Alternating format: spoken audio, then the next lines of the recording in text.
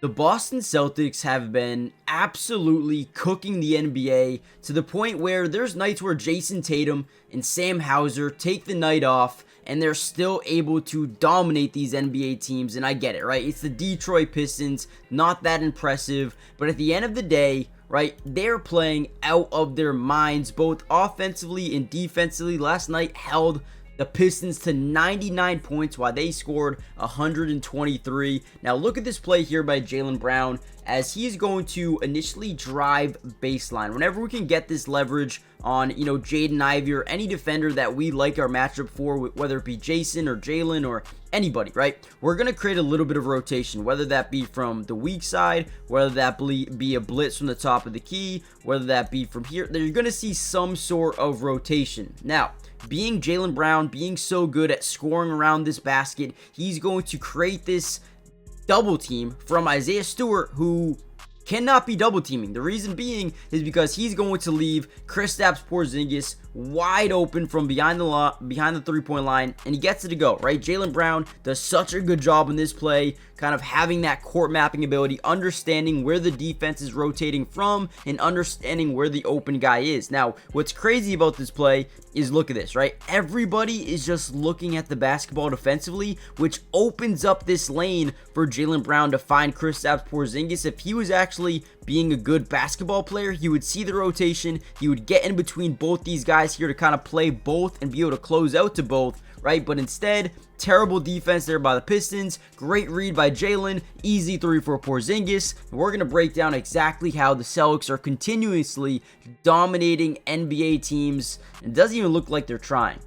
Another guy I thought had a great game last night, Luke Kornet. Now, obviously, they didn't have their big in Jalen Duren, but Luke Kornet continuously shows me that he is ready for the moment. He is that backup center that we needed this entire time, right? For a long time, we're always saying we need a backup center. We need someone to, come off the bench for Porzingis. Luke Kornet has not shown me a reason that we need someone different, right? So right here, we're going to see this high pick and roll, kind of like a fake screen, ghost screen action where we're going to touch the backside of the defender. We're going to show them that we're there, but we're not actually going to set this screen. Now, what this really does here is, allow Pritchard to kind of drive, have a little bit of an angle to the basket, forcing the big to have to switch over, right? Have to kind of hedge over to stop paying Pritchard. Now watch Luke Kornet. What's important about this play is that he delays his roll to the basket, okay? And we might be thinking, well, why delay? You're supposed to set a screen and roll right away.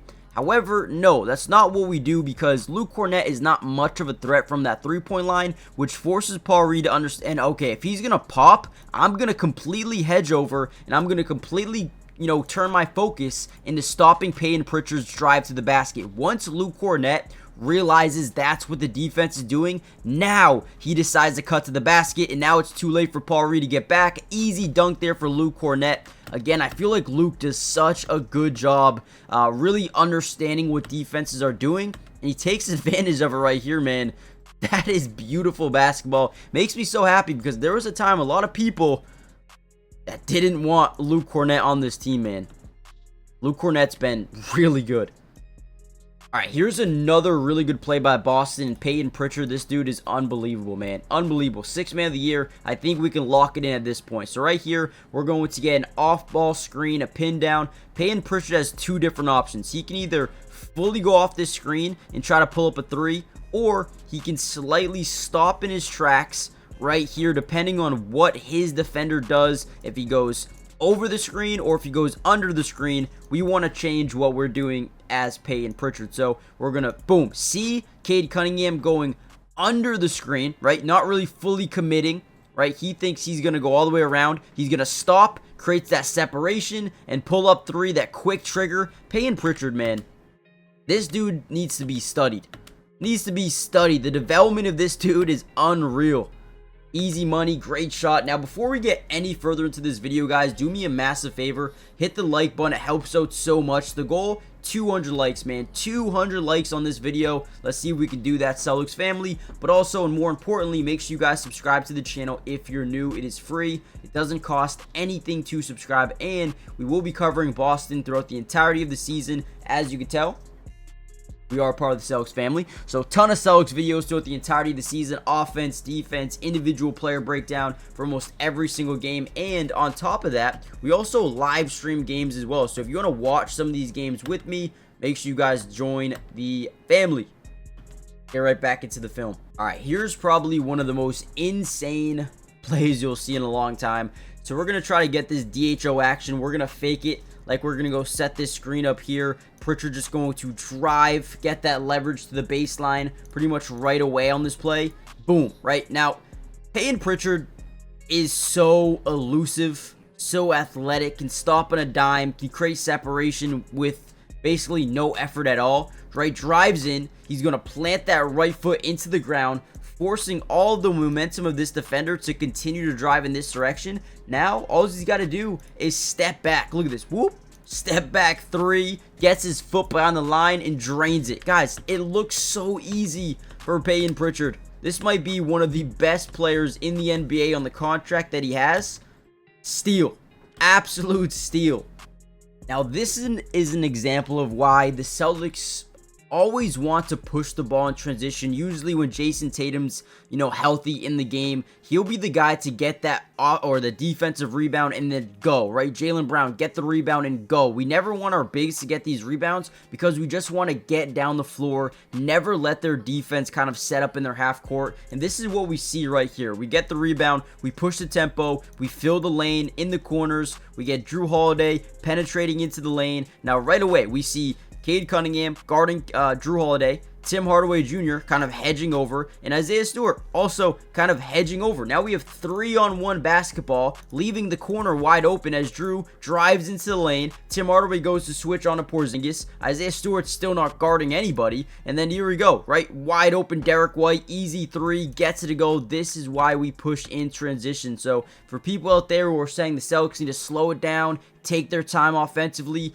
get into their half-court set, sometimes it's not a good thing to do because when we can get looks like this, man, we'll take it every single day of the week. And another thing you can look at, right? You're drawing two guys here, two Derek White. If we kick this out to Jaylen Brown, now we have another three. Or get them in rotation there. Now we have an open Porzingis. Right, so either way, when you push in transition, you're going to get an open look, and if and when the Celtics are hitting their shots, yeah, good luck. Now, this right here is exactly what makes the Celtics just so difficult and so frustrating to go against on any given night is their ability to space this floor. Jrue Holiday, Kristaps Porzingis, Derek White, Jaylen Brown, Al Horford, right? All these guys on the floor can do, it's something similar.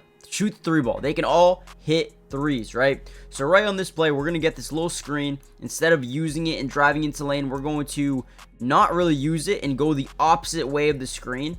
Now what this does is get Cade Cunningham to overcommit getting over the screen, right? Now giving Jrue Holiday the leverage to drive into the lane. And again, we're going to need that rotation by the big to kind of get in front and stop that penetration to the basket.